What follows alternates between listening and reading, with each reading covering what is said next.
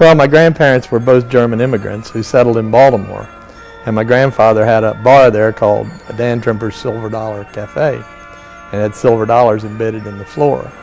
And for some reason, he heard the stories about the newly developing resort on the Atlantic Ocean, and he came down here, and evidently he was impressed because he went back and sold out and moved his whole family with 10 children and dogs and the whole works down here to Ocean City in about 1890.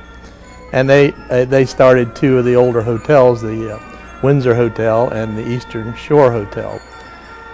And my grandmother, who was a big German lady, did all the cooking in the dining rooms, and she stayed pretty much in the kitchen and ran things, but actually all the property that they bought was in her name. I've never understood that exactly, but all of their deeds and all were made out to Margaret Trimper rather than Daniel Trimper.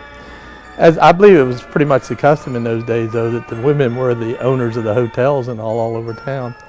Then they started in the amusement business with a carousel. The original carousel was cranked around by two big men, and a little boy cranked the organ for the music. And I guess when he got tired, the music kind of slowed down a lot. But after that, they got this larger carousel in 1902, which is a Herschel Spillman menagerie type, which is kind of unique because all the animals, it has deer and lions and tigers and giraffes and everything on it. And it's one of the unique carousels around with the antique horses hand carved by the Germans. So that's what they started with. And originally it was driven by a steam engine, but later they used the steam engine to generate electricity, and that was some of the first electricity in Ocean City, I believe. And people were kind of enthralled just to see the electric lights and all that the generator was operating. So that was one of the attractions of the amusement park in those days.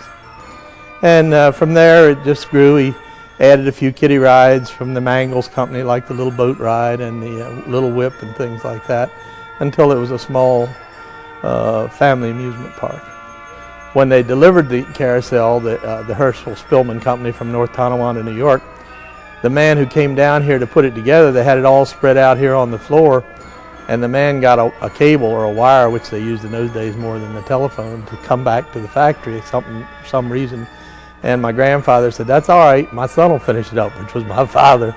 And my father said he was only about 10 years old or 12 years old, and he was going to have him finish putting the carousel together. He said, but they got it together. Around the turn of the century, all the animals on all the carousels were carved by German craftsmen. They were done mostly in this country, but they were craftsmen who had come over from Germany to do the carving with their hammers and chisels.